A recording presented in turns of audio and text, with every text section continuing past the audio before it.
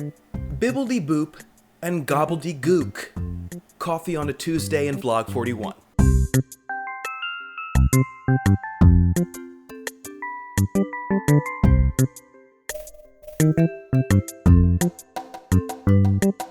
Reading over last week's Sunday Times, I came across this article by Christy Wampole, How to Live Without Irony. Wampole airs out certain grievances and irritations she has about hipsters, the archetype, she says, of ironic living. The hipster haunts every city street and university town, manifesting a nostalgia for times he never lived himself. This contemporary urban harlequin appropriates outmoded fashions, the mustache, tiny shorts, mechanisms, fixed-gear bicycles, portable record players, and hobbies, home brewing, playing trombone. He harvests awkwardness and self-consciousness before he makes any choice. He has proceeded through several stages of self-scrutiny. And wouldn't it be nice if columnists proceeded through those same several stages of self-scrutiny themselves? She continues, I too exhibit ironic tendencies. For example, I find it difficult to give sincere gifts. Instead, I often give what in the past would have been accepted only at a white elephant gift exchange, a kitschy painting from a thrift store, a coffee mug with flashy images of Texas, the Lone Star State, plastic Mexican wrestler figures. The simple act of noticing my self-defensive behavior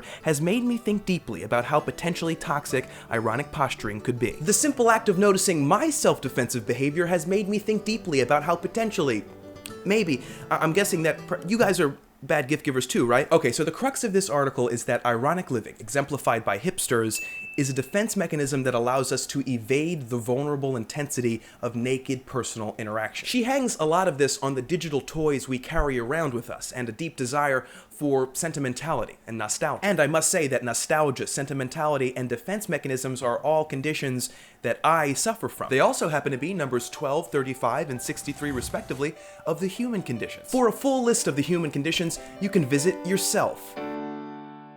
And yet, even if I suffer from these symptoms, I don't know that you could diagnose me with the supposed endemic of ironic living. Really, I don't know anyone, when you get down to it, who you could diagnose with that. After I came back from Paris, the most frequent question I was asked was not really a question at all, more of a statement with a question mark at the end of it. French people don't like Americans, right? This I found perplexing because for the 6 months that I lived there, not a single French person treated me poorly for my Americanness, an affliction I am no doubt soaked in. In fact, the people I met there were so generous, the relationships so easily formed and quickly deep, that I was doubly perplexed by the stereotype. To these people, I answered invariably, every man is his own man, every woman her own woman. Kind people like to be treated kindly, and French people who walk around with sad faces like to be asked, what's wrong? In France and at home, I have friends who have typewriters and fixed-gear bicycles, who brew their own beer and cover their walls with stuff they found on the side of the street.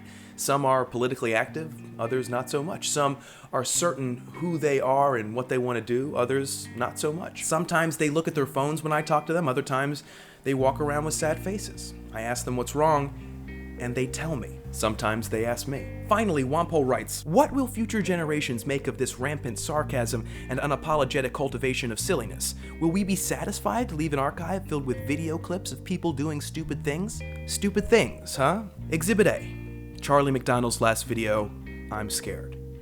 Exhibit B, 921,835 views.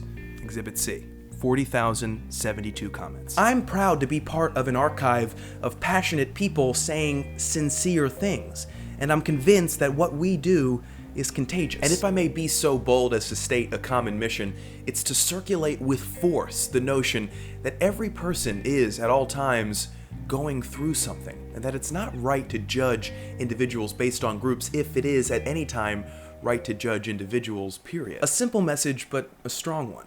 And I was sure that understanding it was part of the interview process for professors at Princeton University. Well, don't get me started on Ivy League professors. Late winter afternoon, you weren't fair. You told me that the world didn't care. Didn't care. Hey, mister, I'm going up the stairs. Well, sister, you can meet me there. Whoa, I know it's alright with you. Whoa.